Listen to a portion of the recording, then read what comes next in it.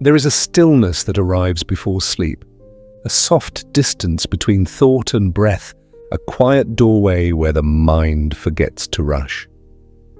In that stillness, something ancient stirs. It is not loud nor bright, but vast, like a horizon without edges, like a memory that does not belong to one life alone. Imagine yourself drifting there in a calm without name or boundary. The air feels weightless, and the sound of the present fades, folding into layers of silence, layer upon layer, until it becomes almost transparent. Somewhere inside that hush, you begin to sense another rhythm. Not your heartbeat, not the ticking of time, but something older, slower. A pulse that rises from the deep fabric of the earth. It feels familiar, though you have never touched it. It hums in stone, in sand, in the spaces where stars fall asleep. It is the sound of what endures, what has always been here, quietly waiting to be remembered. And so, in this gentle space between waking and dreaming, let your thoughts begin to wander backward. Not sharply, not like a turning page, but as a tide drifts home, pulling fragments of forgotten shores. The journey is not through history, but through the soft echo of memory itself. There is no hurry here. Each moment glides like light upon calm water. The years unfold without effort, the centuries breathe like mist. You find yourself standing in a world before noise. The air is clear, the sky stretches endlessly, its colors not yet named. In the distance, the land hums with possibility. Here, humanity is young, but already reaching upward. Toward gods, toward stars, toward meaning. Hands shape the earth, lifting stones as if to speak through them. From the dust of ordinary soil, something extraordinary begins to rise. They call them wonders. But in truth, they were prayers, not of words, but of form. A dialogue between the human and the eternal. The first light touches the edges of a pyramid, and suddenly the horizon itself seems to inhale. Elsewhere, water glides through hanging terraces and leaves shimmer where no rain should fall. Far away, marble pillars cradle the air, and the shadow of a goddess glows in silver silence. A statue smiles in ivory and gold, the reflection of faith made visible. A tower sends its light into the endless sea, and somewhere, a monument of love rises against the forgetting of death. They are not gone. Even when the earth has folded them into its sleep, they remain, not in shape, not in name, but in the invisible architecture of what we are. Every city built after them has borrowed their courage. Every dream that dared to reach beyond its time carries a trace of their intention. Listen, that there is no sound here, and yet everything speaks. The wind moves gently across ages, touching stone that has forgotten its builders. Dust that once shimmered under sunlight, now long extinguished. It does not mourn, it does not celebrate, it simply continues, the softest form of eternity. As you breathe in, let that stillness find you. Let the weight of centuries settle lightly in your chest, not as burden, but as belonging. The people who built these wonders did not know your name, but they knew your longing. It is the same one that shaped every tower, that whispered through every prayer, that glowed behind every pair of tired eyes. Looking toward the horizon, the longing to make something that lasts even when we do not, and though their stones have fallen, their purpose remains whole. The wind remembers its path around their corners. The sea still folds itself where the lighthouse once stood. Even absence becomes a kind of architecture, a design made of space and silence. In this drifting light of recollection, you can almost see them. Not perfectly, not in lines or maps or measurements, but as gentle impressions upon the air. The pyramid stands not merely as structure, but as the weight of patience made visible. The gardens breathe not as fact, but as the world's longing for beauty sustained by love. The statue of Zeus gleams for a moment, a flicker of belief unbroken by time. The temple rises, the mausoleum glows, the colossus smiles at dawn, and the lighthouse hums faintly under the tide. One by one they return, not in their bodies of stone, but in their meaning. Each is a gesture, a reach from the finite to the infinite, a breath taken in the name of wonder. As you move through this quiet remembering, you begin to sense how small and how immense we are at once. Every generation builds, every generation loses, and yet the rhythm continues. A music too slow to be heard, too vast to be written.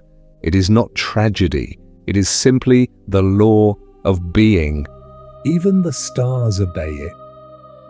Born from dust, burning bright, and returning home again. So too with us and with our creations. There is peace in this understanding. To know that what fades is not forgotten, that every ending is only a change of form.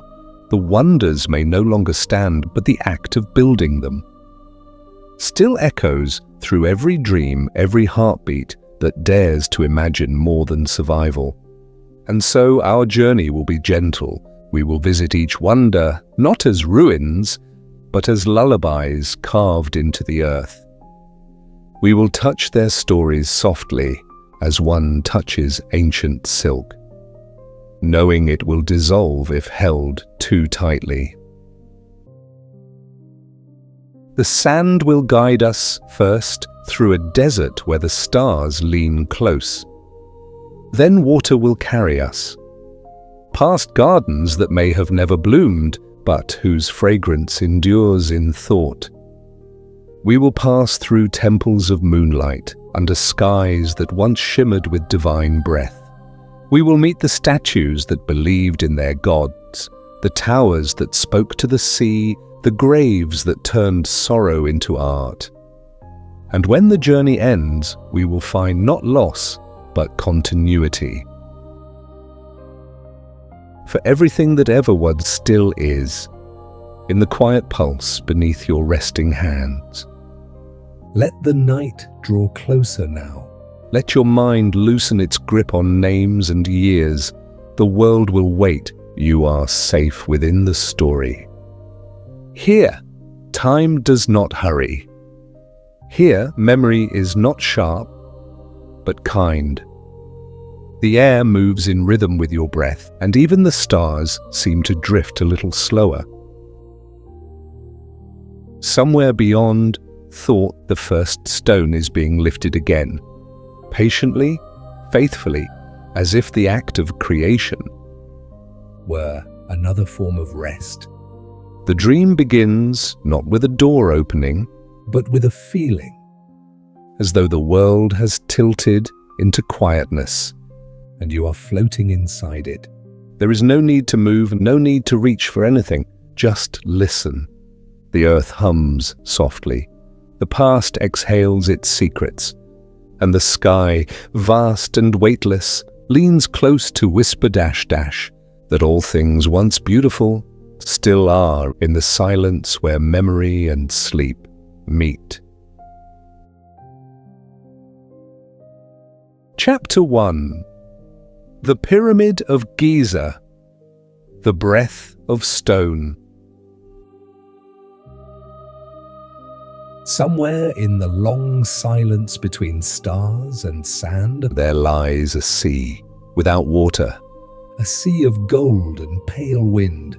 The desert stretches far in every direction, so wide and weightless that distance itself seems to fall asleep. Its dunes move slowly, like the breathing of something ancient, and the air trembles not with noise, but with memory. Under a quiet moon, the world glows softly. The light does not shine, it lingers. Silver resting upon the sand, turning each grain into a small, patient star. If you listen long enough, you might hear the whispering of these grains, a conversation older than words, a sound so gentle it almost vanishes as it appears. Each grain carries a memory of wind, of heat, of hands that once reached into the earth and lifted. Together they form a kind of endless lullaby, a language of patience. And there, among them, rising quiet and certain against the night, is the Great Pyramid. It does not announce itself. It simply is, unmoved by centuries, untouched by the quick passing of human time. To stand before it, even in imagination, is to feel something beyond size, a calm gravity, a presence that does not require belief to be believed in. Its form is simple, 4 sides, meeting at a single point, a gesture toward the sky so pure that it feels inevitable. Once, its surface gleamed with limestone so bright it could mirror the morning sun. From miles away, it must have looked like a small piece of dawn. That never faded, and now that skin is gone, taken and scattered into other walls, other lives, what remains is the core, rough, weathered, unadorned, and yet it endures more completely than the polished dream that once covered it. That is the way of things that last. They are rarely perfect, but they are steady, they do not shine, they simply remain. The air around the pyramid is still. Even the wind seems careful here, as though it too feels the need to move softly. Time passes differently in this place. A moment stretches. An hour folds back upon itself, and somewhere inside that quiet distortion, you sense the weight of thousands of years. Resting gently upon your mind, it is not a heavy weight, not a burden. It feels instead like the touch of an old hand. On your shoulder, a reminder that you are part of something that has no end. Imagine the beginning. Not the pyramid as you know it, but the desert before it was built. Endless sand, a sun that ruled the day with unblinking eyes, and at night stars so near.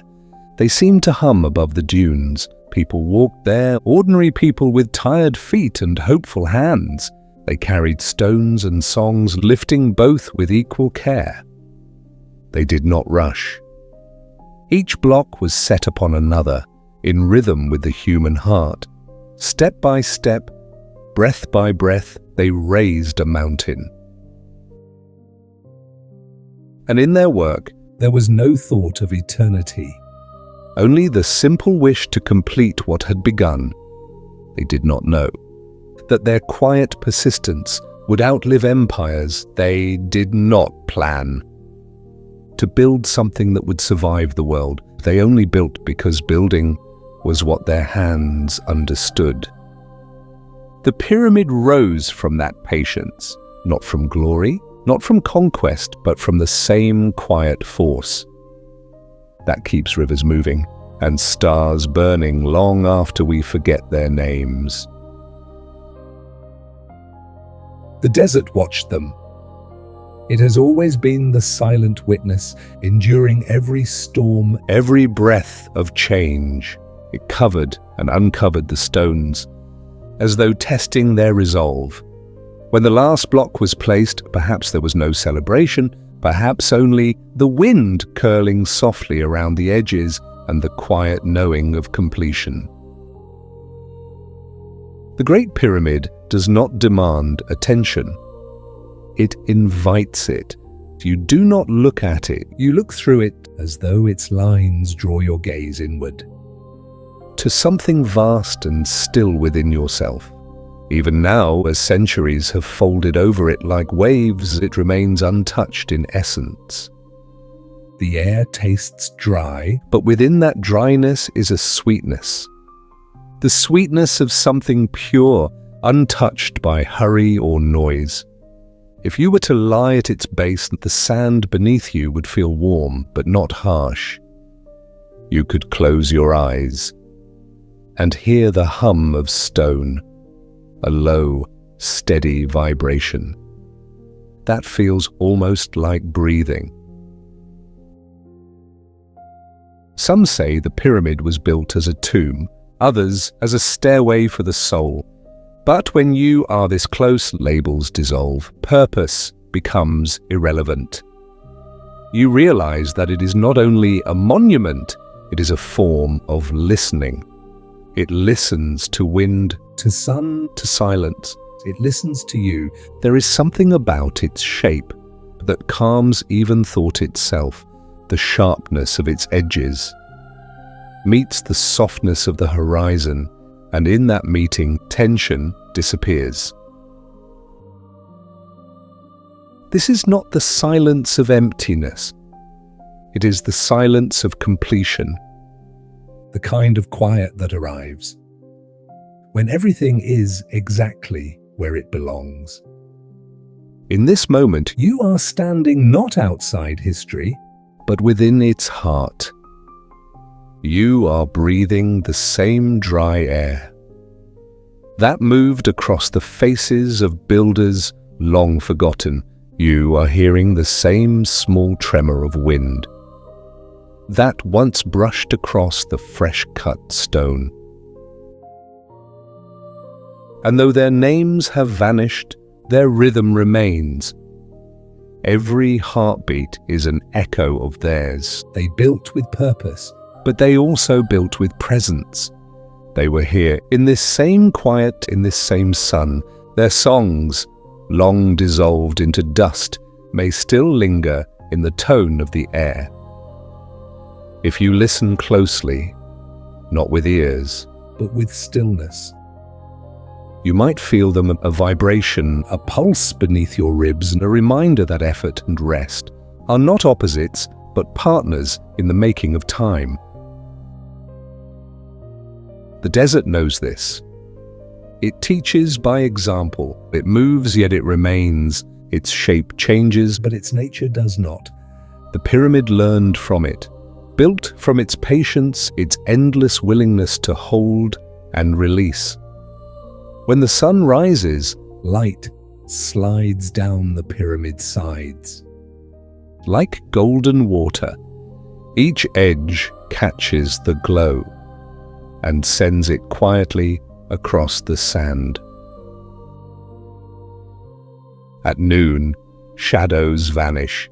Everything becomes one flat shimmer, as though the world has turned into breath. By evening, the colors soften. Stone turns to honey, then to ash, then to silver under the moon again. The cycle repeats without announcement, without resistance. The pyramid does not fear erosion. It does not cling to its form. It allows itself to be shaped by the slow, kind hands of time. And in doing so, it becomes not a monument to permanence, but to acceptance. The builders are gone. The language that named the stones has long since melted into dust. But the gesture remains. That gesture, the act of lifting one thing onto another, of reaching towards something unseen, is eternal. In this understanding, the pyramid breathes, not in the way lungs do, but as mountains breathe, with a rhythm with the sky. You can feel it if you are still enough. It is a faint expansion in the air, a small widening of space, as though the world itself exhales in peace. That is the breath of stone. It does not rush. It does not fade. It simply continues, a steady pulse beneath the surface of everything. If you let your mind rest against it, you begin to sense that same rhythm inside yourself. Your thoughts slow, your breath deepens. The edges of your awareness smooth into calm. This is what the pyramid teaches, not about gods, not about death, but about stillness, that even in a world built on movement, there is a power in being unmoving. That endurance can be gentle and silence can be alive. The pyramid does not resist the wind, it shapes it. It does not fight time and it welcomes it. And in doing so, it becomes something beyond architecture, a meditation made of earth. So let yourself linger here a little longer. The sand will hold you softly. The stars will keep their distance kind and unblinking. And the pyramid, patient as ever, will stand beside your rest, like an old friend who asks for nothing. You are safe here between the hum of the desert and the breath of stone.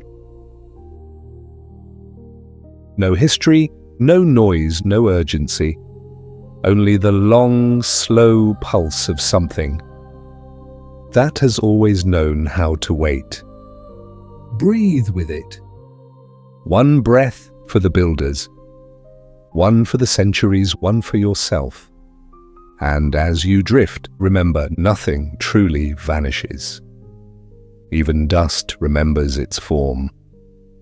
Even silence remembers its song. Even you, in your quiet, temporary body, belong to this vast and gentle continuity. The great pyramid stands, not as pride, not as proof, but as peace made visible. And somewhere within its endless calm, the world sleeps, and so do you. Chapter 2, The Hanging Gardens, the Dream That Might Never Be. The desert softens. What was once a golden silence begins to shimmer with the faintest hint of color. Somewhere beyond the dunes, a breath of air cools, and a fragrance, impossible, tender, drifts across the sand. You do not see it yet. It comes to you as sound before sight, the distant murmur of water moving through stone, the sigh of leaves brushing against one another, a quiet rustle that feels both near and ancient. The sand beneath you loosens its dryness. Its edges melt into soil dark and rich, carrying the scent of rain that may never have fallen. It feels like a memory returning. A place that has always existed, somewhere inside you, waiting for permission to bloom. Now, in the soft turning of imagination, the desert becomes a garden. It begins as a whisper in the mind, a thought of green rising where no green should grow. Step by step, the air grows thick with moisture, like breath held too long in the chest of the earth. The light is gentle here. It filters through canopies of vines and silken leaves, spilling across the pale stone of terraces that seem to float above the ground. The sky above is pale blue, not fierce, not endless, but calm, as though it too wishes to rest upon the leaves. Water moves everywhere. It does not roar or rush. It trickles, hums, meanders in threads of silver along carved channels. It falls from one terrace to another, like time flowing downward in slow delight. the hanging gardens they called it. A wonder of the world, and yet perhaps a wonder that never was. No one can say with certainty that it existed. No ruin remains. No root, no fragment, no seed has been found. Even the city that was said to cradle it is unsure of its own name. Babylon, perhaps. Or maybe another city lost beneath layers of dust and centuries. And yet it lives in every telling, in every drawing, in every whisper that speaks of impossible beauty, suspended above a world of stone. Some say it was built for love. A king, powerful and proud, saw sadness in the eyes of his queen. She missed the hills of her homeland, the shade, the water, the scent of pine and jasmine. To ease her longing, he summoned the labor of thousands. They brought stones and soil, roots and branches, carving a mountain where there was none. From its steps grew terraces, each one a small world of its own. Orchards that kissed the sunlight, pools that mirrored the sky. And at its heart, a quiet place where the queen could stand and feel the breeze that smelled of home, whether or not this story is true. No longer matters. Its truth lies not in evidence, but in the tenderness of the attempt to imagine such a gift, to build a garden for love in a land of drought, is itself a miracle. Perhaps that is why this dream refuses to fade. Even when scholars call it myth, even when historians shake their heads, the image remains. Terraces breathing in the dawn, vines curling around white marble, flowers drinking light from the air. Every generation redreams it differently. Sometimes it is vast, a mountain of gardens rising into clouds. Sometimes small, a private garden where silence lives beside a single tree. But always it floats, neither of earth nor of sky, belonging to the space between. It is the kind of dream that does not require proof. Like love, like faith, like the memory of a scent that returns when there is no flower near. If you walk its imagined paths, you will find that the air hums gently as though the garden itself is breathing. You can feel the cool dampness beneath your bare feet. The stones are smooth, polished not by tools, but by the slow caress of water over time. Leaves hang low, their veins faintly glowing under filtered sunlight. They tremble when the breeze sighs as though answering some invisible rhythm. Above you, streams weave through archways, threading the terraces together. Like strands of thought joining in calm clarity. Birds move through the light, their wings making no sound. Even they seem to glide slower here, as if caught in the garden's hush. There is no boundary between sound and silence, only gradients of peace. As you walk, the scent of the air deepens. Earth and water and the faint sweetness of blossom. Every inhale feels like remembering something you never lived. Something peaceful and kind. The sky above the garden changes color softly. Pale at first, then honey, then the light gray of approaching evening. No sun blazes here. Only a gentle illumination, as if the world is lit from within itself. You pause beside a pool. Its surface is still, broken only by the fall of a single drop. From a leaf high above. The ripples move outward, slow, concentric, perfect. They carry no urgency, just the quiet pleasure of existing.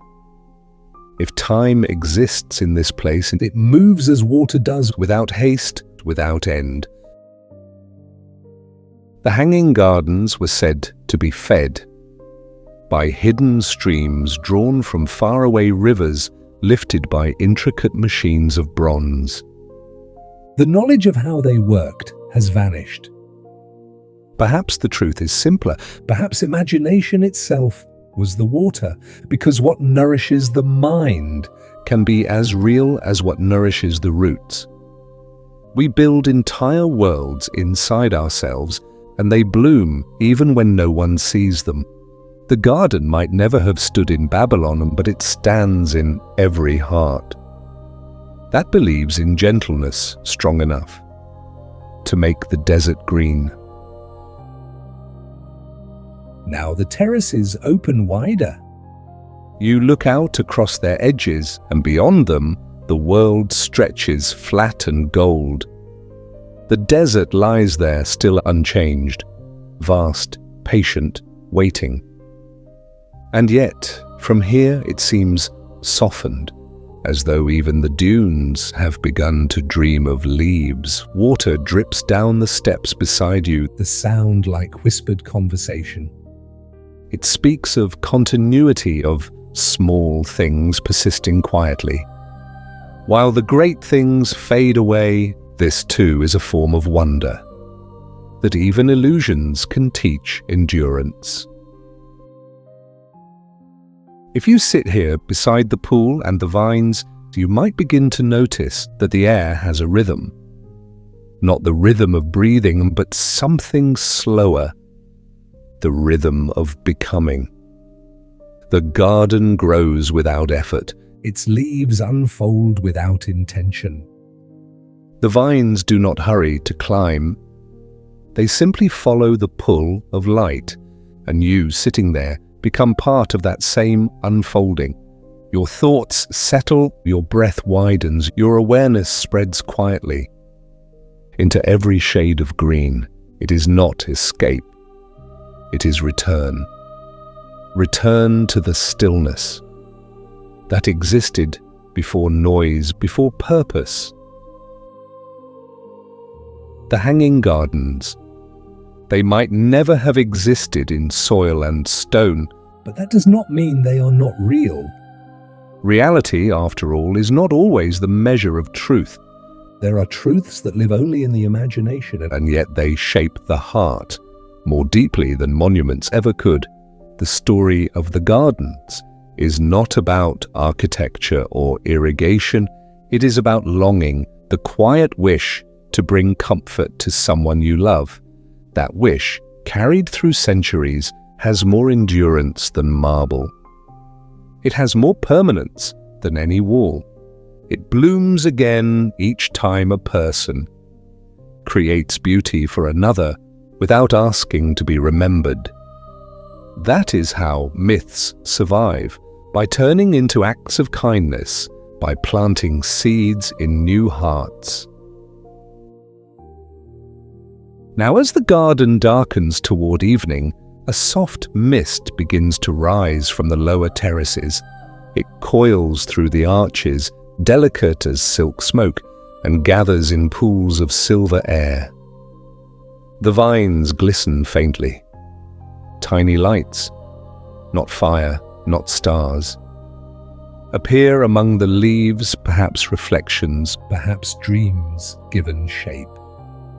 The water slows, the air cools, and a sense of quiet completion settles. It is not the end of the garden. The gardens never truly end. They pause, they rest, they prepare to bloom again. The night here is kind. It holds every sound softly.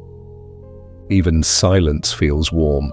You can imagine the queen walking somewhere among the leaves, her hands trailing along the damp branches. Her eyes half closed, not searching, only remembering. She does not speak. She does not need to. The entire garden is her language. A conversation between love and air. far below, the city of Babylon, or perhaps another, glows faintly with firelight. Its walls blur into shadow, its towers fade into the haze. From above, the garden appears like a cloud that forgot to drift away. A cloud heavy with scent and memory. And if you listen carefully, you can hear the faint echo of laughter, the rhythm of a fountain, the whisper of branches moving in sleep. The garden dreams, and through its dream, the world remembers what tenderness feels like. You sit quietly. The last light slides across the terraces and rests upon your hands. In that glow, you see not the details of the place, but its feeling, a slow peace that asks for nothing. The water continues to move, the vines continue to reach, and somewhere between what is and what was imagined, the hanging gardens breathe. They are not lost. They are everywhere that calm and care coexist. They are in the window where a single plant leans toward sunlight. They are in the hand that pours water into another's thirst. They are in you in the quiet intention that wishes the world to heal. As the night folds fully around the garden, the sounds fade into a steady hush. A lullaby made of leaves and flowing water. The garden sleeps and you drift with it, carried by the rhythm of invisible streams. You are not separate from it now. You are soil and air, root and rain. You are part of the same patient motion that has always turned emptiness into bloom. Perhaps the hanging gardens never stood in stone. Perhaps they were never built by human hands.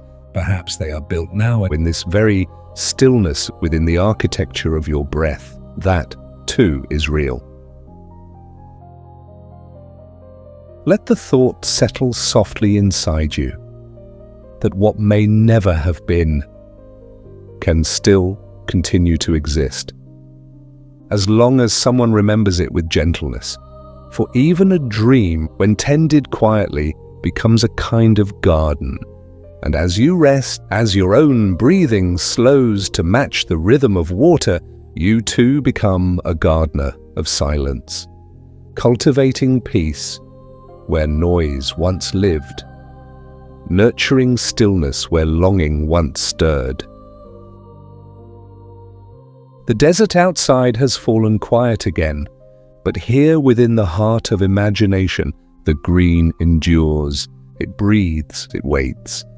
And as you drift deeper, you may feel a soft breeze pass through you, as though 1,000 unseen leaves have brushed against your soul. It is the garden's way of saying, you are home. Chapter 3. The Statue of Zeus. The Flame of Faith. The night folds open over the sea, and you drift. The water below is dark velvet, rising and falling with the steady breath of the world. Each wave lifts you slightly, then lowers you again, as if the ocean itself were rocking you toward another memory. The air smells of salt and distance. Far ahead, a faint shimmer marks the shore of a land once called holy. This is the Aegean. Not restless, not wild tonight, but slow, deliberate, endlessly patient. You travel without hurry. The horizon glows with the first trace of dawn, and the color of the water changes from black to deep blue. From deep blue to silver, as though light were learning to walk again after a long sleep. The boat, or perhaps only the feeling of a boat, glides onward. You do not row. The sea carries you. Each ripple beneath you seems to whisper of temples and gods, of ages when stone and belief were woven together so tightly that even silence felt sacred. At last the coast rises quiet and green, low hills curve inward like folded arms. Somewhere within them lies Olympia, a valley once filled with voices, now hushed beneath centuries of listening earth. The wind changes as you reach the land. It smells faintly of pine and warm dust. Grass bends lightly under your feet. No road guides you, yet your steps know where to go. Through olive trees you walk, and the leaves shimmer, each one holding a small piece of the morning sun. The air is still cool, and every sound, a bird, a breeze, a heartbeat, seems softened by distance. Then almost without noticing, you arrive at a clearing. Here once stood the temple of Zeus, the house of a god carved in human shape. Now there is only space, a foundation of scattered stones, Columns resting where they fell, and silence so deep it seems to listen back. Yet, if you wait a little and let your mind quiet its noise, the emptiness begins to fill itself. You begin to sense the hall as it once was. the height, the glow, the stillness that felt alive. You feel the weight of air contained by perfect measure. And at its center, where the dust now drifts in lazy spirals, a presence begins to take form. It is not a statue yet, it is light. It rises softly from the ground, gathering shape the way mist gathers around a hidden spring. First a shimmer, then a shadow, then a figure sitting in endless calm. The statue of Zeus, made of gold and ivory, resting upon a throne of cedar and precious stones. His gaze is steady but not stern, His eyes are carved to see eternity. not in judgment, but in quiet understanding. One hand holds a figure of victory, delicate as breath, The other rests open upon the arm of the throne, as though even the ruler of gods knows the beauty of stillness. Around him, the walls once shone with stories, painted panels of heroes and storms of the sky itself bending toward man. Oil lamps burned slowly, their flames mirrored in the polished gold. The air must have been warm and fragrant, a mixture of cedar, wax, and faith. Those who entered did not speak loudly. They stepped carefully, their sandals touching the stone as if it were alive. For here, belief had a body. Now as you imagine him, the light of the god softens again. you no longer see the details, only the sense of vast calm, the understanding that power and peace can dwell in the same silence. The statue no longer exists.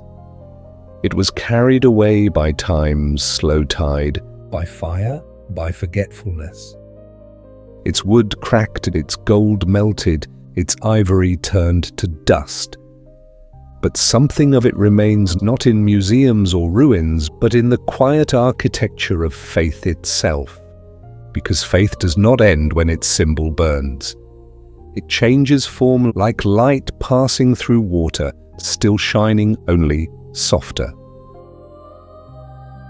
You stand before that invisible glow now. The air around you hums gently, not from sound, But from presence. You remember that the statue was once counted among the wonders of the world, yet what made it a wonder was not its size or its wealth. It was the feeling it gave, that for a moment a human being could look upon the face of divinity and find calm instead of fear. That feeling still lingers. It moves quietly, through the centuries, resting wherever someone believes, in something greater than their own shape. Belief need not be loud. It can be as soft as this morning light, as gentle as a breath drawn without intention. Around you, the temple of memory continues to unfold. You see the artisans at work, their hands steady, their eyes patient. They carve not for glory, but for the joy of precision, for the devotion hidden inside craft. Each curl of ivory, each stroke of gold leaf is an offering of attention. They do not rush, they move with the rhythm of their own breathing, and through them the idea of a god becomes visible. Perhaps they did not ask if Zeus was real, perhaps they understood that belief is less about proof and more about the act of shaping meaning. To carve a face for faith is another way of learning to see oneself. Centuries pass, and the hall grows quiet. The lamps are extinguished. The visitors fade. The doors close, but the air inside continues to hold warmth. Then one night, fire finds its way through the wooden beams. It does not roar. It moves like slow light. The gold softens, the ivory sighs. Smoke curls upward, not as destruction, but as release. There is no anger in the flames, only the steady indifference of time, doing what it has always done, turning form back into essence. When the fire ends, nothing stands. Only ash and the faint scent of cedar remain, but the idea, the quiet promise that something sacred once filled this space, stays behind. You breathe in. The air tastes faintly of that ancient smoke, sweet and distant. Fire, too, is a teacher. It shows that loss is not absence, it is transformation. The statue became flame. The flame became memory. The memory became story, and the story became you here, listening to the whisper of what endures. Faith, like water or air, cannot be destroyed. It only changes state. Sometimes it is worship in a temple. Sometimes it is a quiet thought before sleep. Sometimes it is simply the trust that dawn will come again. The sea breeze returns, passing through the ruins with a cool touch. It moves the tall grasses, making them bow and rise, dash, dash, a quiet imitation of prayer. You sit upon a fallen column. Its surface is warm from the sun, smooth from centuries of wind. Everything around you is both gone and present. The temple is no longer here, and yet it fills the horizon. The god is no longer visible, and yet his calm remains. You begin to understand that faith is not the statue itself, but the space the statue once occupied. It is the pause between two breaths, the silence between two thoughts. It is what remains when the form is gone. As the light deepens, the sky turns the color of honey and stone. The olive leaves shimmer again, and the air feels wider, as if the world has opened its hands. In that openness, you feel yourself dissolve a little, not vanishing, but blending with everything around you. The same air that once touched the statue's face now moves across your skin. The same sunlight that gilded the temple now rests upon your shoulders. The same earth that held the foundations now holds you. There is no separation. There never was. You are not the worshipper, nor the god, but the space between dash dash, the quiet connection that allows both to exist. Evening comes softly. Shadows stretch long and thin, braiding themselves into the golden dust. Somewhere nearby, a river murmurs, the same river that once cooled the air of Olympia. You walk toward it, and the sound grows rounder, more fluid, until it becomes the heartbeat of the land. You kneel beside the water. It reflects the last light of the day. A faint gleam, calm and forgiving. You touch the surface with your fingertips. Ripples spread outward, each one carrying a piece of your reflection away. That too is a kind of prayer. No words, no gestures, just contact dash dash. A meeting between what moves and what is moved. Night returns slowly.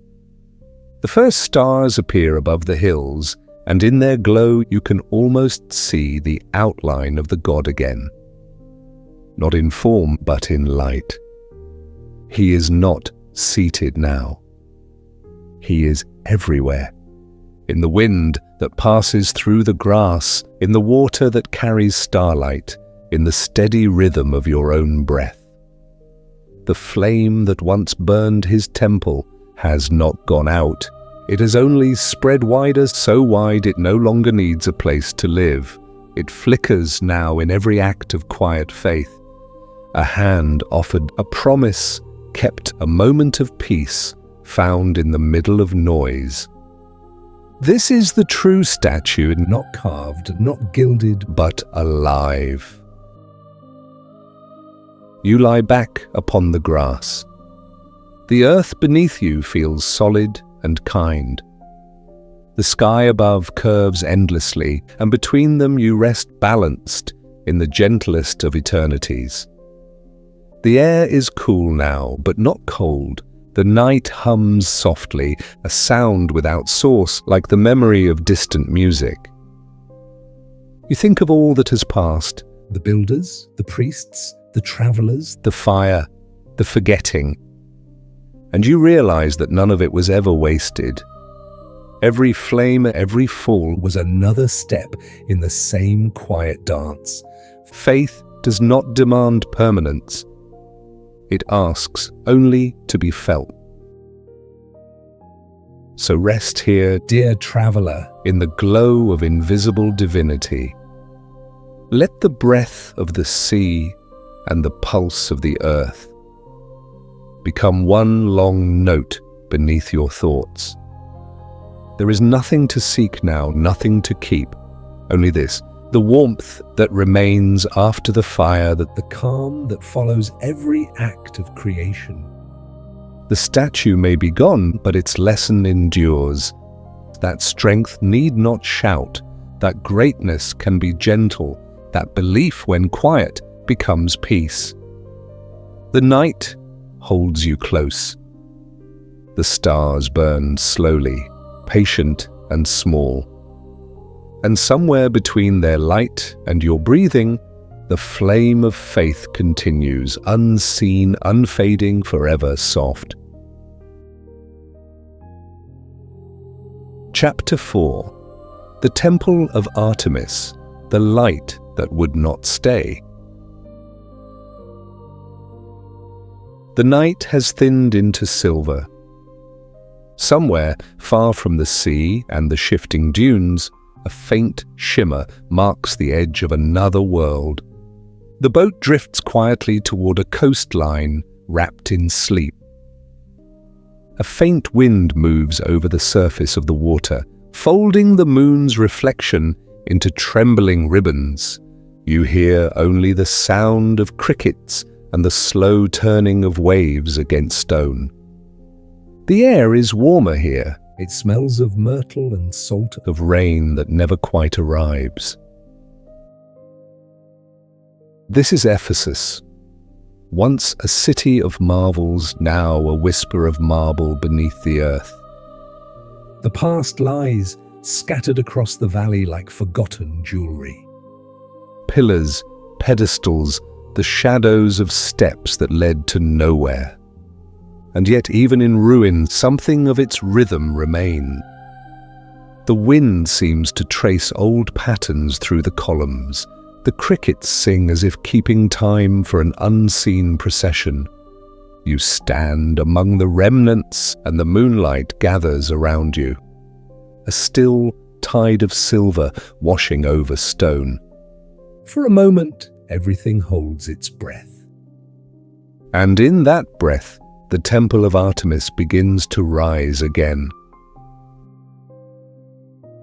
It does not rise suddenly, But slowly, like memory returning after a long forgetting. from the foundation upward, the marble reassembles itself in light. Columns lift from the ground, Straight and tall, their fluted sides catching moonlight like water poured down their length. The roof forms above them, a weightless geometry of calm, symmetrical, and silent.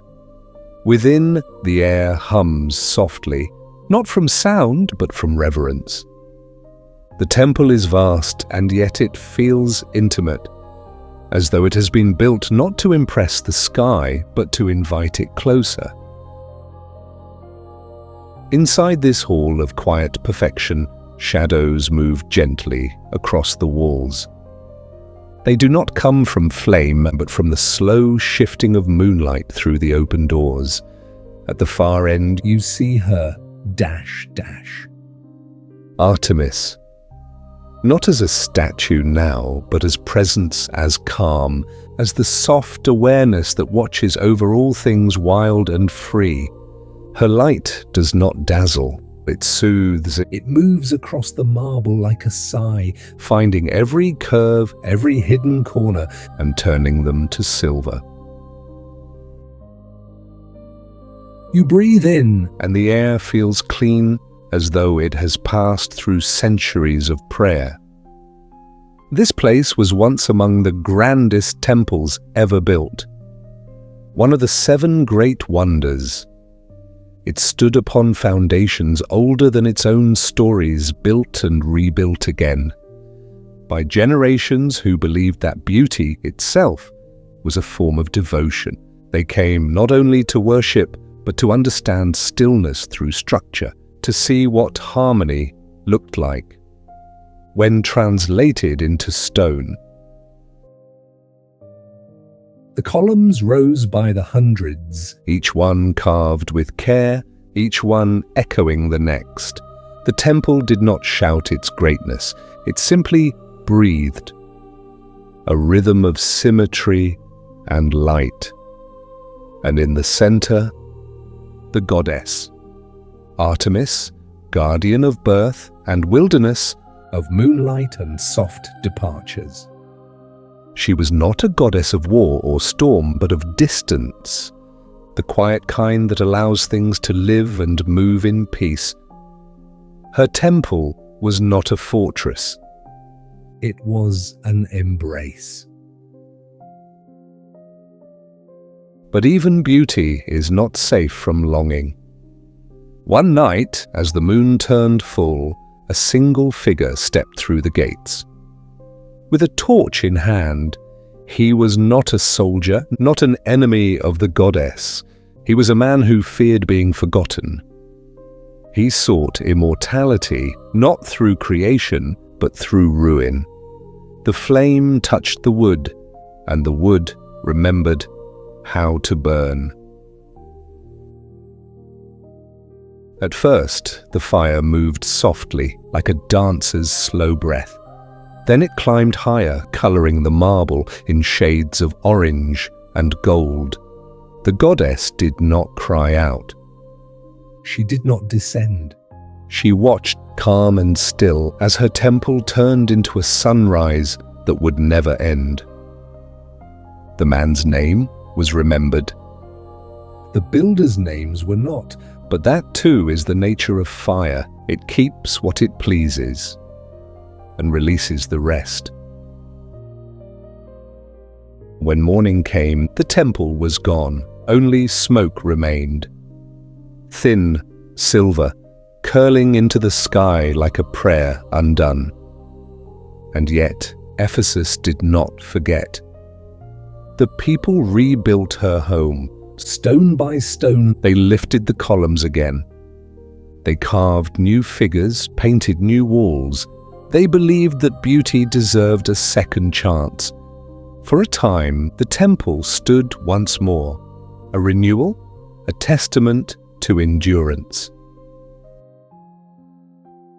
But time, patient and tireless, returned with other plans. Floods came, earthquakes, empires changed hands. The goddess was worshipped under other names. and finally, the temple fell silent again.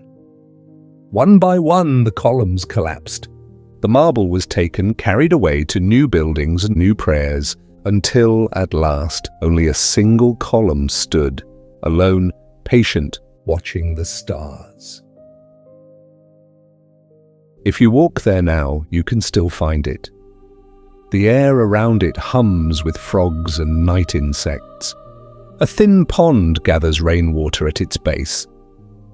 The moon rests perfectly in that reflection, as though still answering the goddess's call.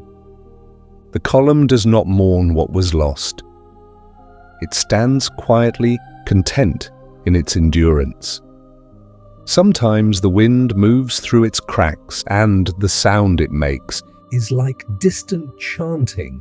low, unhurried, full of peace. This is all that remains of one of the greatest temples ever made. And yet, if you stand before it long enough, You will see that nothing essential has gone. The spirit of the place still lingers. Not in marble, but in moonlight. Artemis herself has never needed walls. She belongs to the quiet beyond them, to the forests, the rivers, the light that travels freely across sleeping fields. She does not rebuild what was lost. She moves on, graceful as moonlight, without regret, without haste. In her way, she teaches what permanence truly means. It is not the keeping of form, but the continuity of presence, to remain in motion, and yet never be diminished, to shine even when the temple darkens. The moon follows this same wisdom. It wanes, it disappears, but it always returns. Not to reclaim what was, but to begin anew. So, too, does Artemis move through the world. Not rebuilding, but renewing. You follow her footsteps now, though they leave no mark. They pass through the ruins, across the fields, down toward the faint silver ribbon of a river. The air grows cooler as you walk. the sound of crickets deepens into a low hum. Somewhere nearby, An owl calls once. then falls silent. You reach the riverbank and the water glows softly, catching every breath of moonlight. Here, Artemis walks unseen. The current bends around her, the reeds bow gently as she passes. She carries no torch. Her light needs no flame. Each step she takes leaves behind not footprints, but calm dash, a widening circle of quiet that spreads across the night. She does not look back at the temple, she carries it within her. You sit by the water's edge, and the world seems to exhale. The ruins behind you fade into shadow, but the sky before you glows faintly, silver touching black like ink diluted by light. You realize that the temple was never truly hers. It was ours, our way of translating wonder into architecture. She has never required marble to exist. She is the space between the trees, The reflection in the stream, the pause before dawn. She is presence made gentle, and so the temple's fall was not her loss. It was her liberation. The night deepens. The air grows still. The moon climbs higher, and in its glow, the column far behind you gleams once more, a solitary memory standing at the edge of eternity. It catches the same light that falls upon the river, the same light that rests upon your hands. You realize that every beam of that light is older than the stones, older than the goddess, older than even the idea of prayer.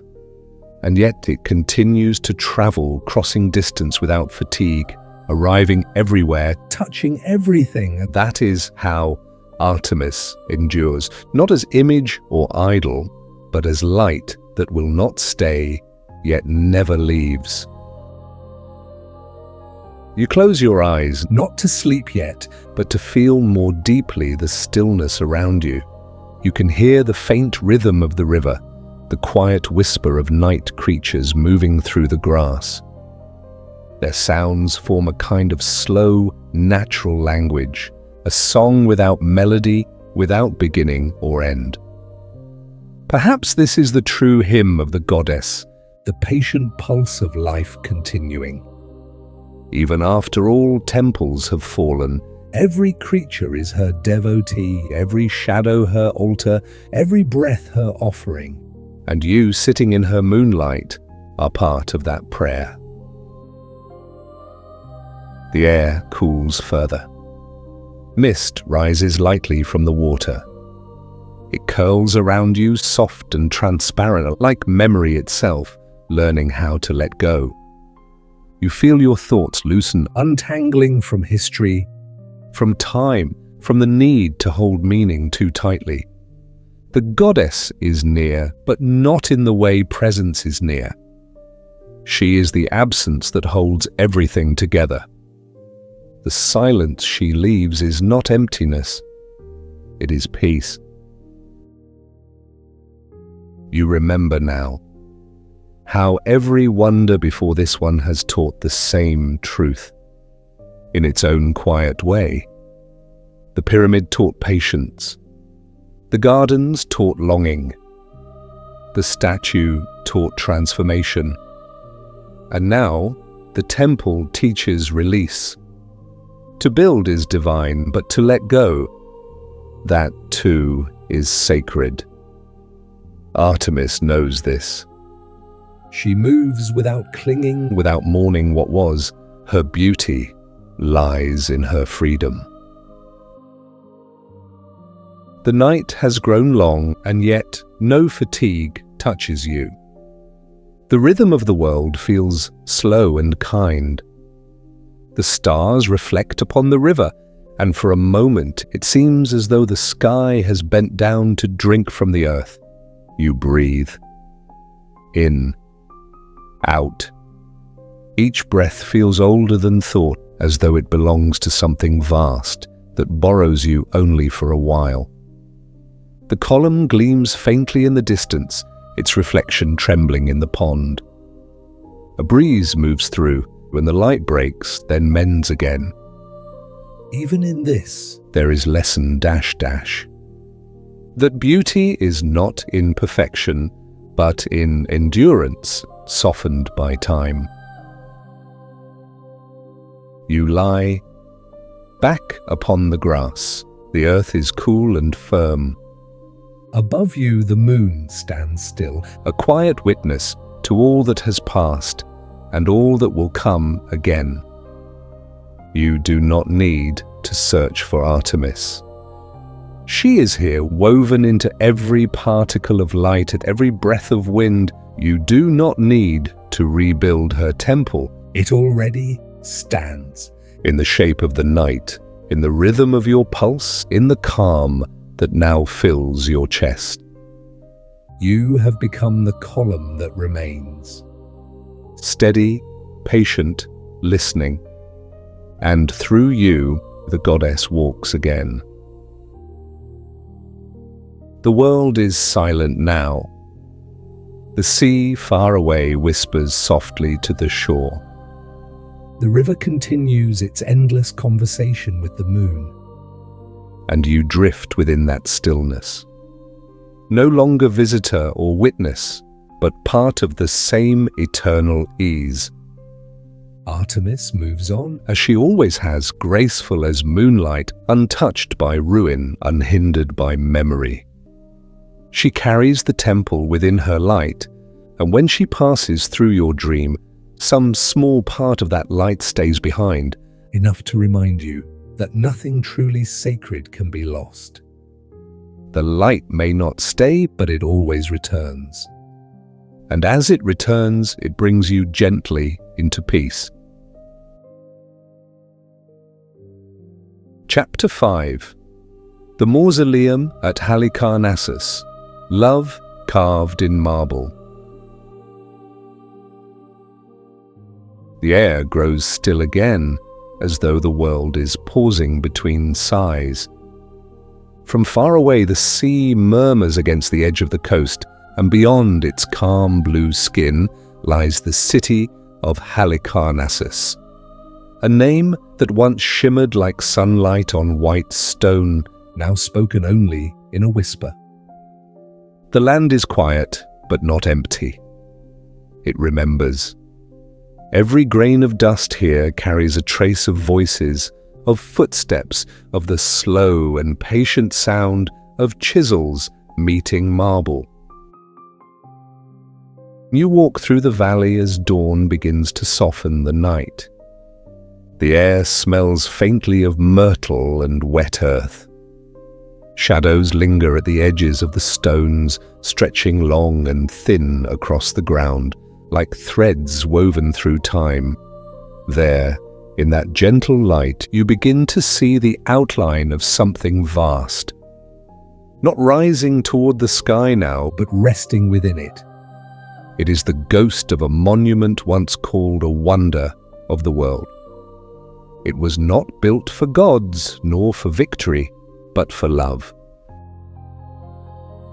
They say a queen built it for her king. Her name was Artemisia, his was Mausolus. Together they ruled this quiet corner of the world, a land of harbours and olive hills, where the sea folded itself gently around the city walls.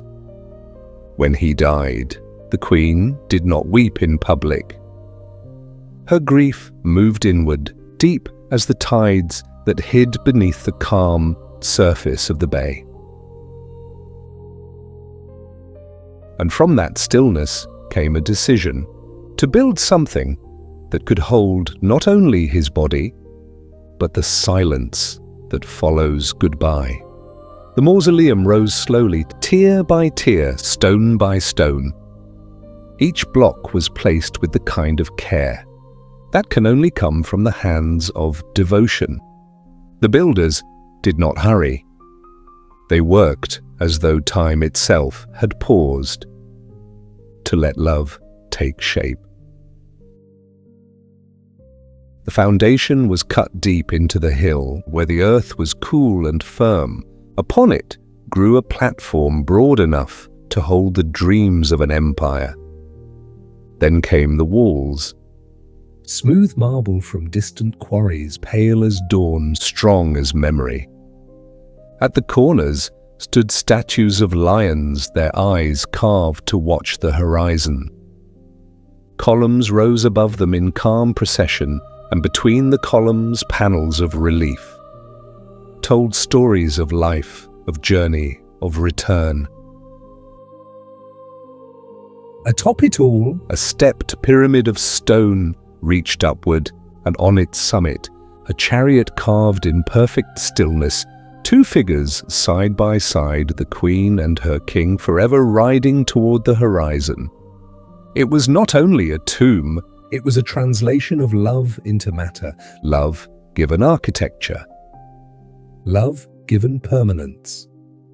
Those who saw it said it glowed in the sun, as if the marble held light within itself. By night, It shimmered in the reflection of oil lamps, its surfaces breathing quietly in the warmth of the air.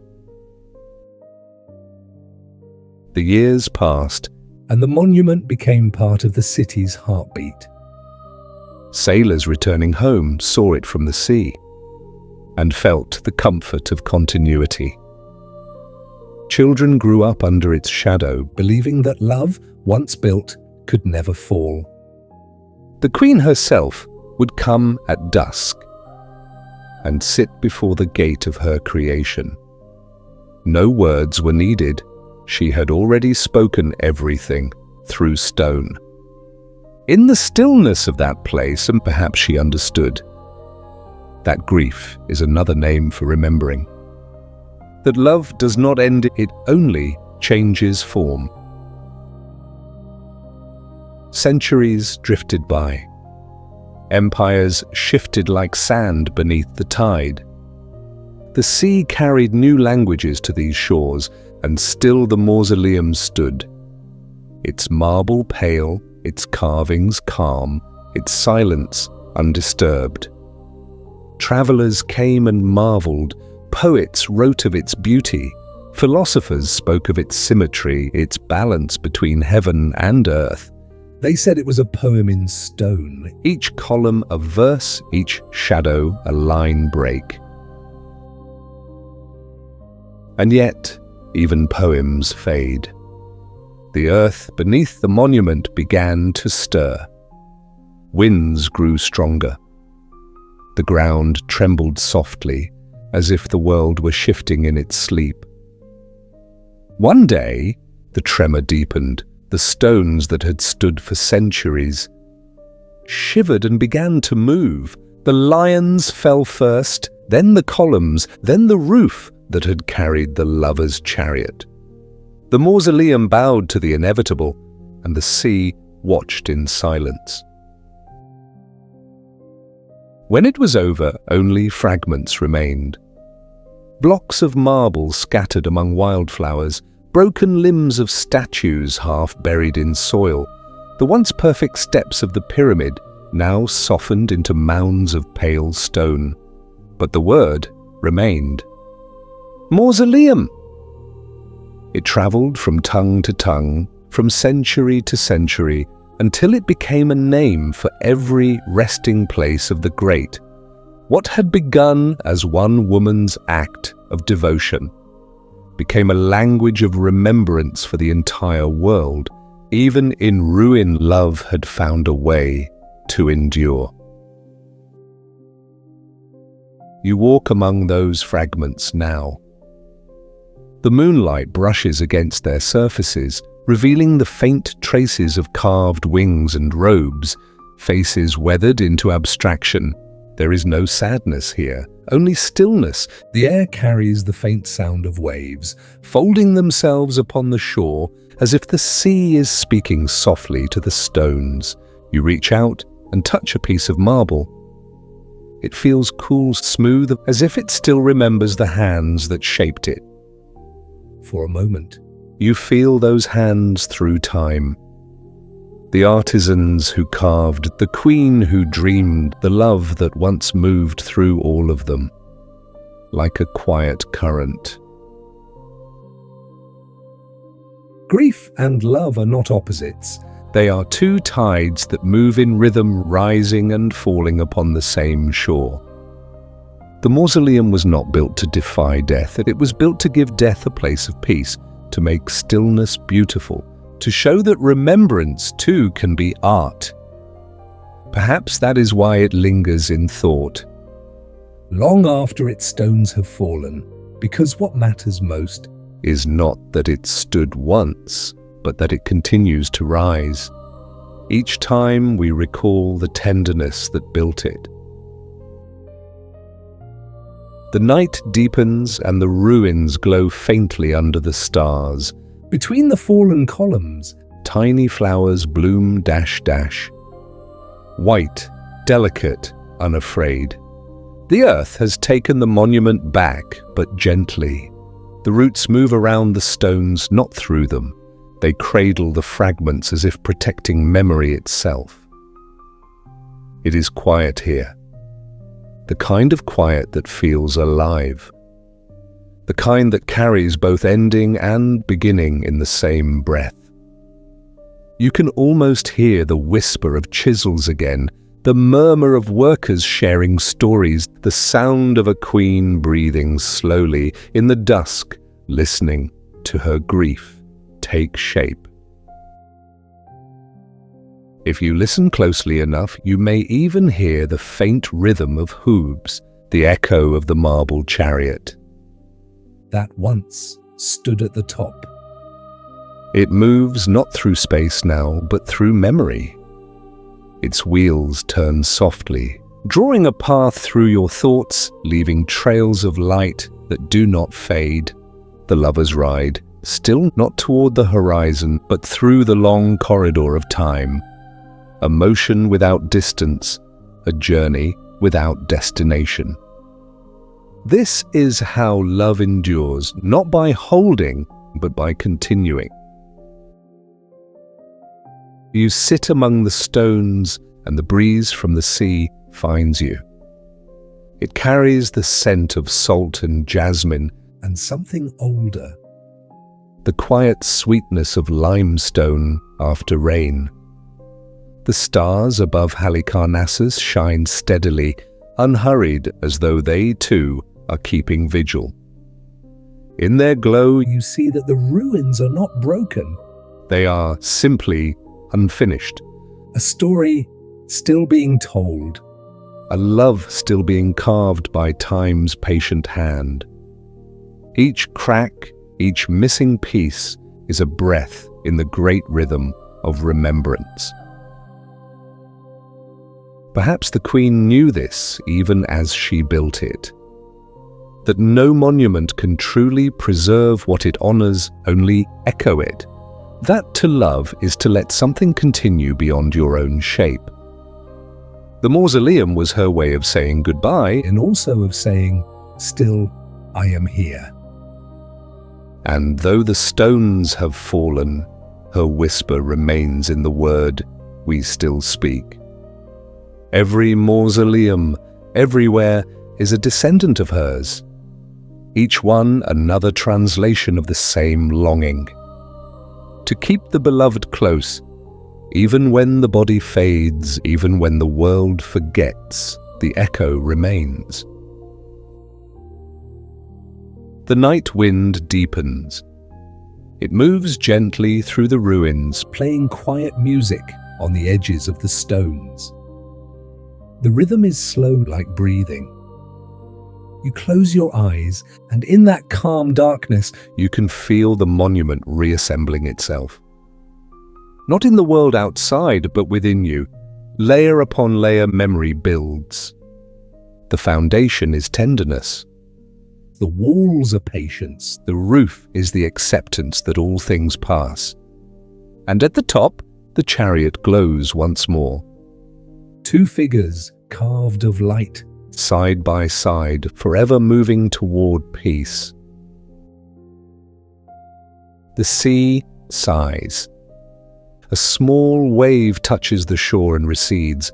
The sound repeats, slow, steady, like a heartbeat too vast to belong to one person. The world sleeps, but love keeps watch. It does not burn brightly. It flickers soft and enduring, A flame that neither wind nor time can extinguish. This is the true monument. Not marble, Not column, but the quiet persistence of care. You breathe with the rhythm of the sea. Each inhale gathers the scent of stone and water. Each exhale releases what no longer needs holding. The Queen's grief, the builder's craft, the centuries of silence, all merge into one soft pulse beneath the stars. And in that pulse you hear the gentle truth that ruins are not the end of beauty, but another way of remembering it. Every crack is a door for light. every fallen piece a pause for breath, every ruin a reminder. That love continues even when form does not. You lie back upon the grass.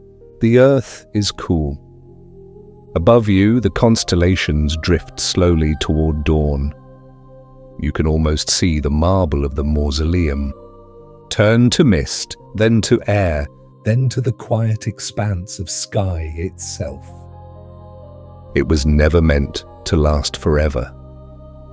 Nothing is but the tenderness that built it that remains. It has moved from stone into story, from story into memory, from memory into you. So rest now in the hush of Halicarnassus. Let the sea's breathing guide your own. Let the fragments of marble around you remind you that even broken things can shine. Love carved this place. Time softened it, and what remains is neither loss nor triumph, but peace. The word mausoleum endures, not because the building survived, but because the feeling behind it never left. And as you drift towards sleep, you carry that feeling with you. Gentle, steady, eternal. Chapter 6. The Colossus of Rhodes. The Fallen Sun. The sea changes colour again. The dark blues of Halicarnassus fade into the lighter hues of morning.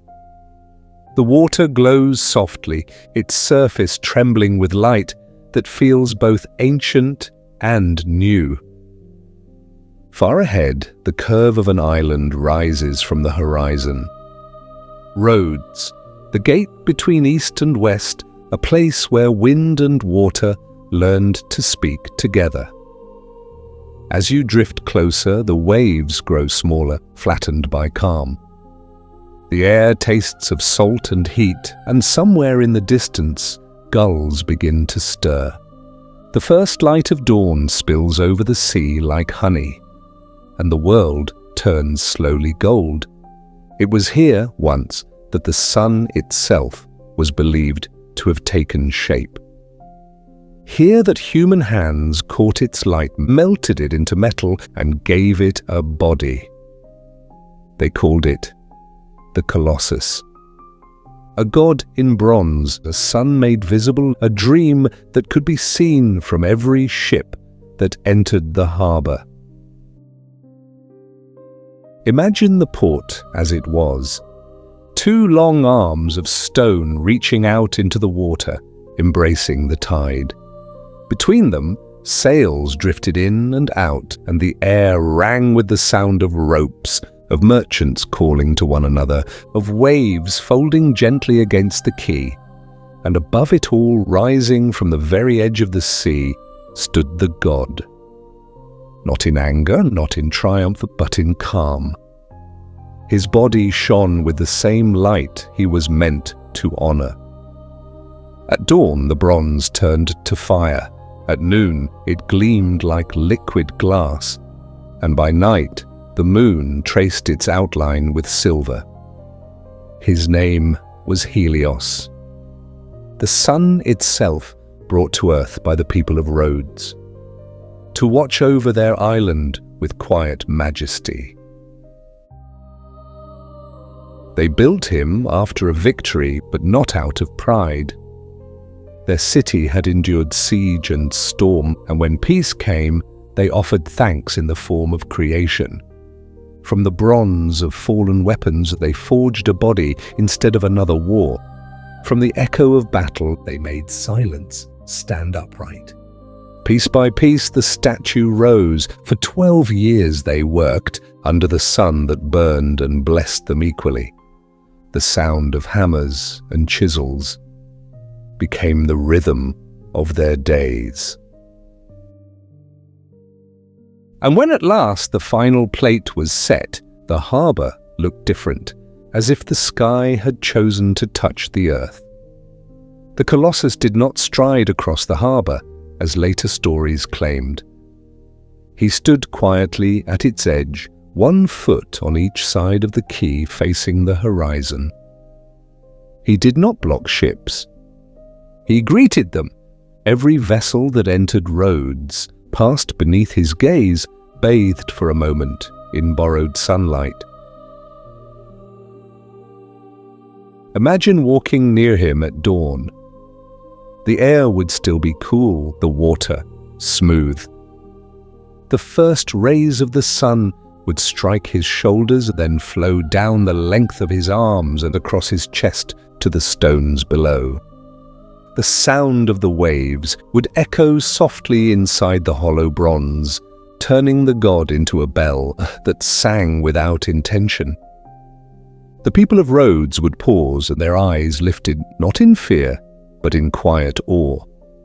A daily acknowledgement that they and their island stood together between sea and sky.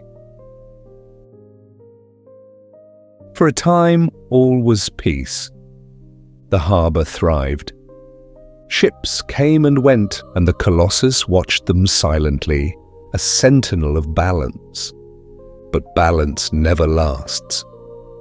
The earth remembers its restlessness. And one morning, long after the statue had settled into its eternity, the ground trembled. It began softly. A vibration felt more than heard.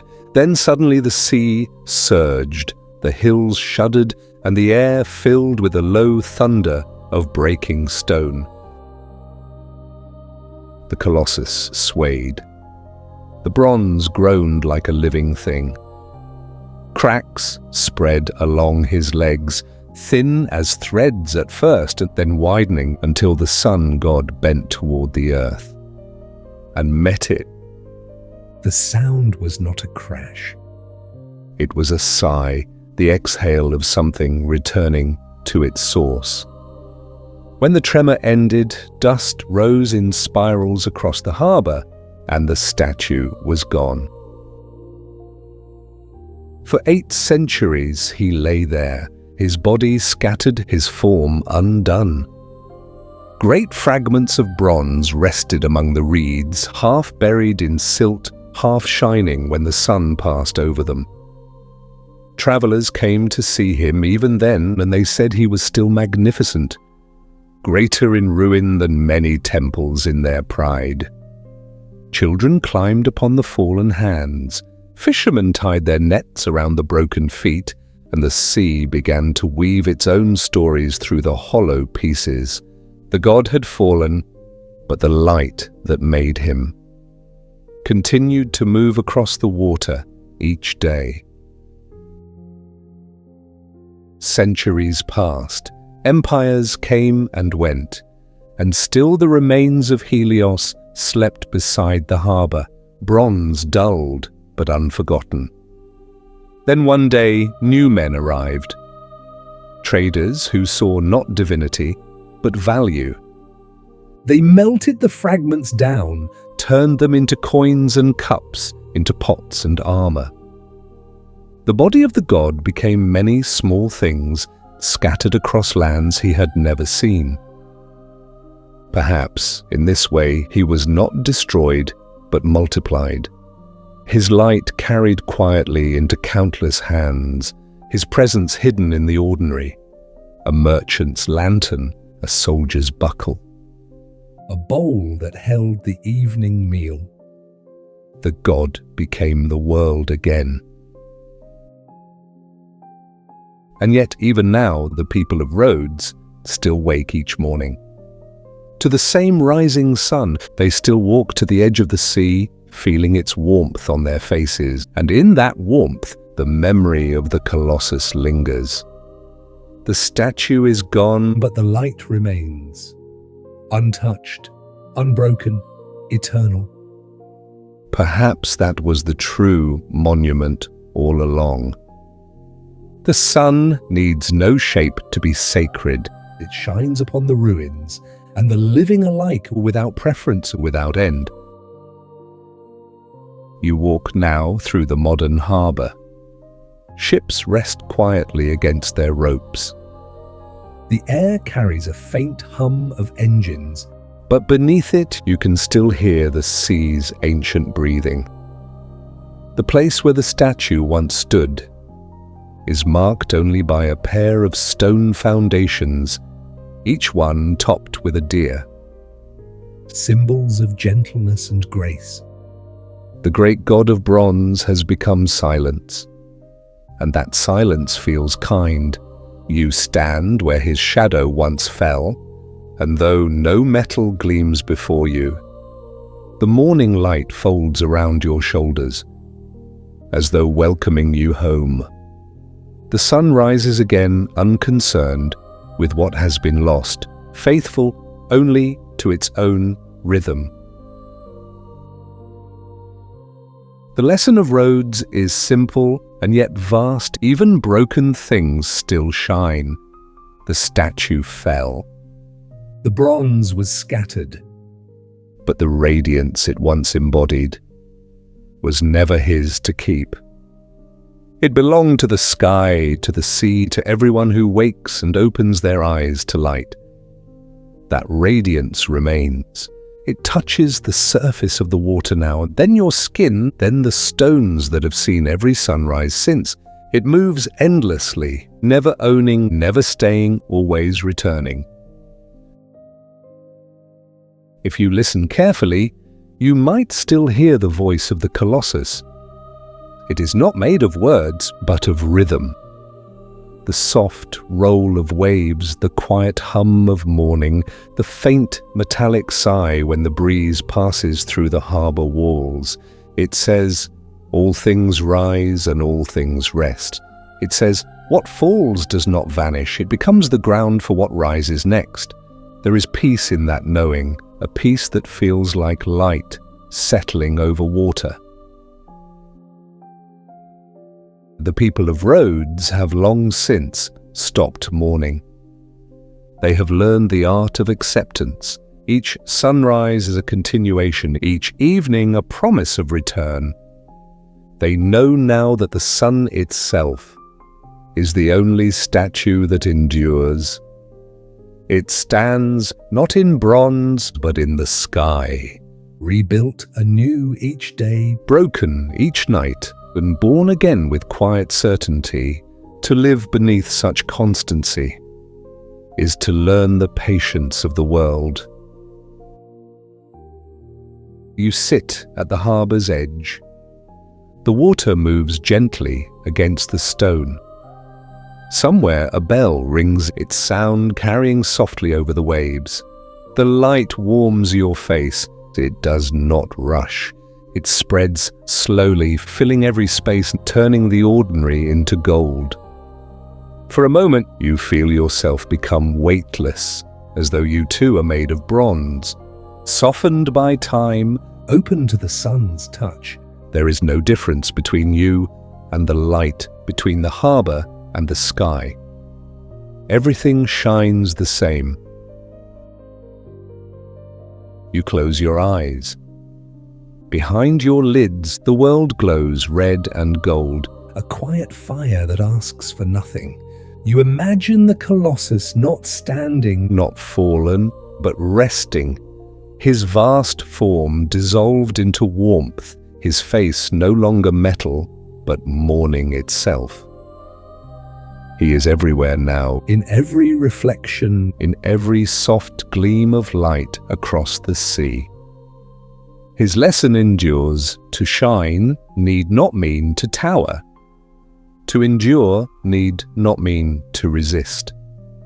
Even the fallen sun still gives its glow. The tide rises and falls. The gulls wheel lazily overhead. The air smells faintly of copper and salt, a scent both human and divine. You breathe in. You breathe out. Each breath feels lighter than the last. The warmth of the sun sinks into your skin, through it into your chest, where it becomes a small, steady radiance. Your own inner harbour light. No matter what has fallen, no matter what has changed, that light remains. The dream drifts on. Rhodes fades slowly behind you, its harbour now only a shimmer on the horizon. The sea returns to its endless calm, and the sun climbs higher, painting a path of gold across the water. You follow that path not with movement, but with ease, floating upon the same light that once turned bronze to flame. The air hums softly, the waves speak in whispers. Everything that once was heavy becomes light again. And as you drift toward rest, you realize that the wonders of the world were never merely stone or metal or height. They were gestures. Moments when humanity reached toward the infinite, and the infinite leaned down in reply. The Colossus of Rhodes was one such gesture. He rose, he fell, and through both he became what he was always meant to be. A reflection of the sun, a reminder that radiance needs no form. So rest now in the warmth that asks for nothing in return. Let the sea cradle you. Let the light fold around you. Let the fallen sun guide you gently towards sleep. For even in stillness, even in ruin, even in the quietest hour of night, the light remains. And somewhere far above the waves, the first birds call to the dawn again. Chapter 7. The Lighthouse of Alexandria. The Last Light. The sea again. Always the sea. It moves with a patience older than memory. A slow breathing of water and wind, the eternal conversation between depth and horizon. You drift upon it now, and each ripple seems to cradle you, rocking you deeper into stillness. The night has no edge here. Sky and water merge in shades of blue and silver, a single field of quiet motion. Somewhere ahead lies the faint curve of a shore, and beyond that shore, a light that once belonged to the world. This is Egypt, the mouth of the Nile, where the river's long dream meets the sea. Here, long ago, a tower rose from the island of Pharos, a sentinel made of stone and flame. They called it the Lighthouse of Alexandria. In its time, it was the tallest thing ever built by human hands. But it did not exist to rule or to boast. It existed to guide. It stood so that strangers could find their way home. Imagine approaching this coast centuries ago. You have sailed for days across open water. The stars shift. The wind falters. Your ship creaks with exhaustion. And then, across the vast dark, a glow appears. Faint at first, then steady, then alive. The light sits high above the sea, held in a tower of pale stone that seems to float between worlds. It is not the light of the gods, nor of conquest. It is the light of return. Every sailor who saw it felt the same quiet relief. They were no longer lost. The lighthouse rose in 3 tiers. At its base, wide walls of limestone met the surf. Above them, a square tower lifted upward, steady as the heartbeat of the earth. From there, an octagonal shaft climbed higher still, its sides catching the shimmer of moonlight and spray, and atop it all, a round cupola held the fire. A flame fed day and night by oil and mirror so bright that ships could see it 50 miles away. By day, the mirrors caught the sun itself and sent it flashing across the horizon. By night, the flame burned steady, a single star anchored to the earth. It was said that the tower never slept. When storms tore through the harbour, its light wavered but did not fail. When calm returned, its reflection trembled softly on the waves, like a sigh released by the world. Below, the city of Alexandria lived by its rhythm. Fishermen timed their nets by its glow. Merchants measured the hours of night by the tilt of its beam across the water. Children fell asleep. To the faint gold flicker that touched their walls, it was not merely a building. It was a heartbeat made visible, a reminder that light could belong to everyone. For 1,500 years, it watched the sea. Through the rise of empires, through the passing of names. It saw ships of wood become ships of iron, sails give way to smoke, languages fade and return in new shapes. Still it stood unmoved, faithful. But the earth beneath even the patient grows restless. The sea too remembers its power.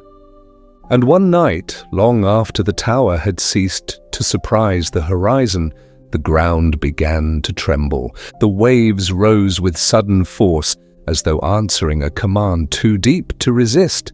The stones that had held so long shifted. Cracks spread through their calm geometry. The light swayed, its beam bending briefly toward the city it had protected. And then, without anger, without noise, It fell. the flame vanished. The mirrors shattered. The sea opened its arms and gathered the stones. When dawn came, the harbour was quiet again. Only the water moved, lapping gently where the tower once met the sky. But under the surface, the lighthouse still existed. Its stones resting in layers upon the sand, Each one heavy with memory.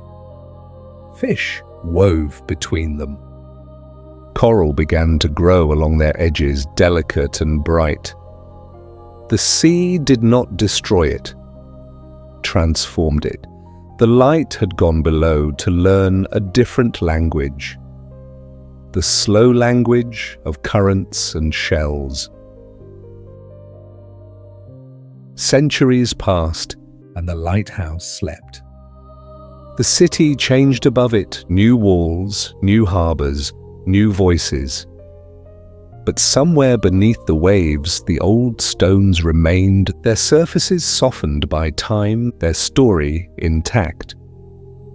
Divers who visit the site today speak of the stillness there.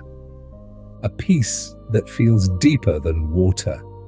They move among columns and statues, their lanterns catching fragments of marble faces. That seemed to glow from within. It is as if the lighthouse never stopped shining. It simply moved its light below the surface. To guide a quieter kind of traveller.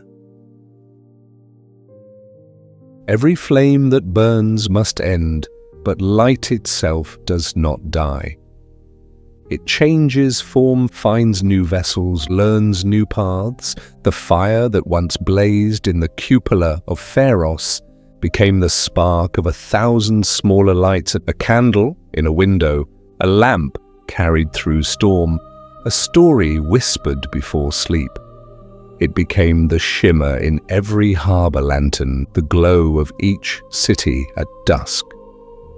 It became the human wish itself. To be seen, to be found, to be safely brought home. So when you think of the lighthouse of Alexandria, do not see it only as stone and flame. See it as intention. See it as kindness given shape.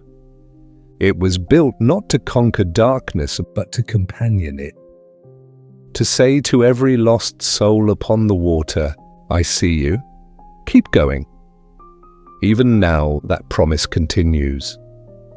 Each light that flickers in the night, from the smallest firefly to the distant glow of a window, is part of that same lineage. You drift closer to where the island once stood. The sea beneath you deepens from turquoise to indigo. The air carries the faint scent of salt and old stone. For a moment, the surface stills completely. It becomes a mirror, and in that mirror you glimpse the shape of the tower again. Not in ruin, but whole, rising upward through the reflection, its flame steady, its silence serene. It is not a vision. It is memory meeting the present, the past, returning in the gentlest possible way. The sun begins to climb. Its light stretches across the water, a long ribbon of gold. You realize this is the same light that once danced on the mirrors of the lighthouse, the same light that has crossed oceans and ages to arrive here now. It has never ceased traveling. It has simply changed direction, folded itself into every dawn. The world keeps this promise without effort. Light always finds its way back. Alexandria itself hums awake. Voices rise from the port. Vendors setting their stalls, boats preparing to leave the harbour.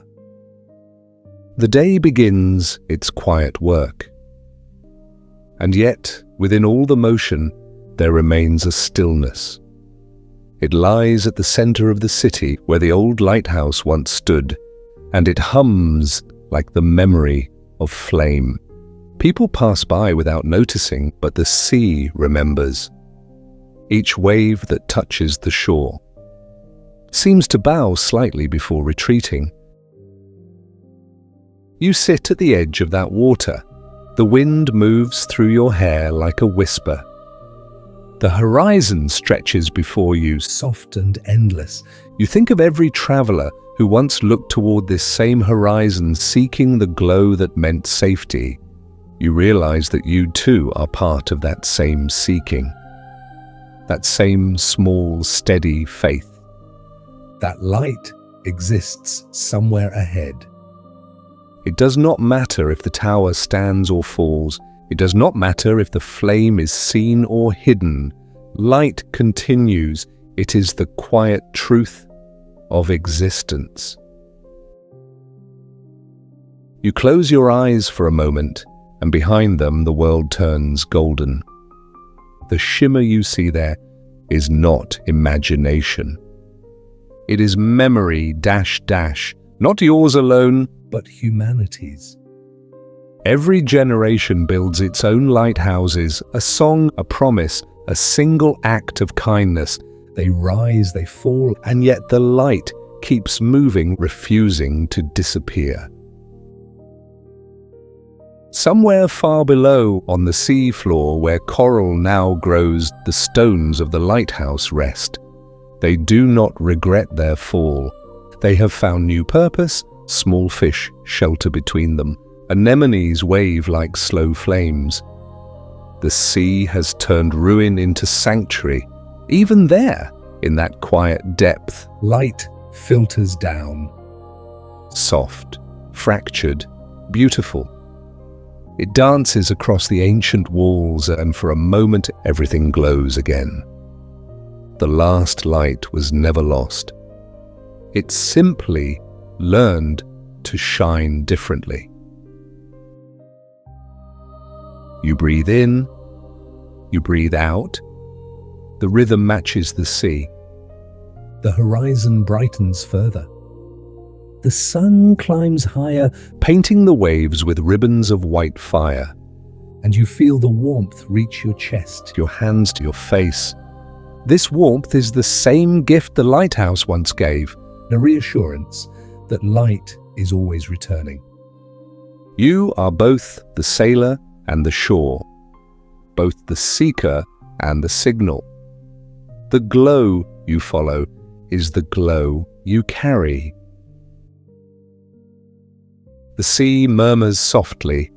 Light never dies, it moves, it finds new forms. It waits inside us. For the moment we remember how to look. Some lights guide ships, others guide dreams. All belong to the same current. Now, as you drift between waking and rest, imagine that distant glow once more. A shimmer through fog, A warmth across the dark water. It grows slowly brighter, not blinding, just sure. Perhaps it is the lighthouse still alive somewhere beyond sight, still watching over every traveler who crosses the quiet sea of night. And perhaps as your breathing slows and your thoughts grow soft, that light turns inward, guiding you not home across distance, but home within yourself. The journey is complete. The last light remains. Conclusion. The eighth wonder. The dream softens. The tide of time begins to ebb. You have wandered through stone and flame, through gardens and dust, through moonlight on temples and sunlight on seas. The world has turned slowly beneath your drifting thoughts. And now the journey folds into stillness. What remains after wonders fade? Not the marble, not the towers, not the names carved upon their gates. Even memory thins like mist at dawn. And yet, something endures. Something quiet. something small enough to live in a single heartbeat. It is the hand that builds again, the breath that returns to shape new dreams. The pulse that insists. Once more. That perhaps is the truest wonder of all. You can feel it even now, the gentle hum beneath the silence, The rhythm that continues when all else has fallen still. It is not the sound of chisels or hammers, not the echo of ancient cities. It is the whisper of endurance, the sigh of human hope, a melody that outlives its own instruments. The pyramids have stood, the gardens have vanished, the statues have fallen. The temples have burned, the towers have sunk into the sea. but hands still lift. Eyes still imagine. Hearts still begin again. Every child who builds a castle of sand by the water is a descendant of those same dreamers. Every artist, every builder, and every quiet soul who shapes meaning from the passing days, they all carry the same eternal spark. Perhaps the eighth wonder is not something to be seen. Perhaps it is the will to make, to repair, to keep offering beauty to a transient world. Wonders fall, always they fall, but the impulse to rise again never disappears. It moves through centuries. Like wind through an open hand. Sometimes fierce, sometimes barely felt, yet always there. And so the story continues, a line unbroken, a rhythm unending. The night deepens, But the darkness is gentle now. the stars lean closer, each one a quiet ember of persistence. You have traveled across ages through the ruins of greatness and the silence of time, and what you have found is not loss, but continuity. The world breathes, it forgets, and then remembers again. Every ending is a pause before another beginning. Even sleep is only a softer kind of waking. So rest, traveler. You have crossed deserts and oceans, Stood before gods and ghosts, and listened to the language of forgotten stones. Now the journey turns inward. the wonders are no longer outside you. They live within dash dash. In the slow architecture of your breath, in the quiet endurance of your pulse, In the warmth that still seeks the light. you are the builder now. You are the hand that continues. The wind of centuries moves lightly across your skin. It carries no sorrow, only memory. A lullaby woven from everything that ever was. The stones hum softly beneath it, their voices low and even. They sing of patience, Of cycles. of peace, You are part of that song now, and it carries you easily. as though you were a note that has always belonged to its melody. Time, kind for once, slows to listen. It loosens its hold, and the hours dissolve into stillness. There is no past here, No future. only the quiet present, spacious and complete.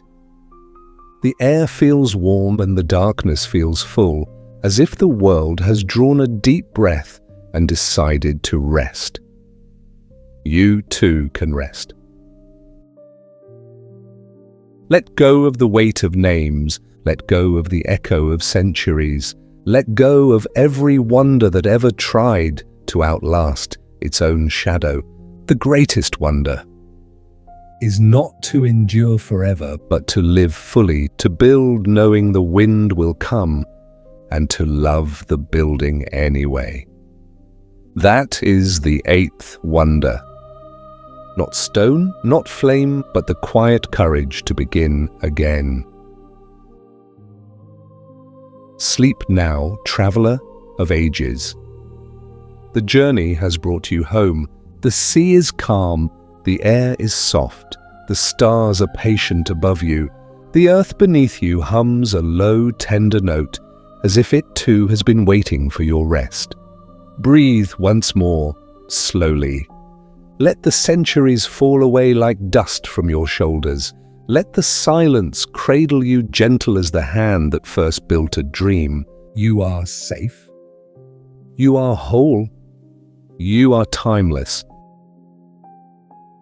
And as your thoughts drift toward the edges of sleep, a faint light flickers somewhere beyond sight. Not bright, not demanding, just a steady glow at the horizon of your mind. Perhaps it is a lighthouse, perhaps a pyramid star, perhaps only the simple warmth of being alive.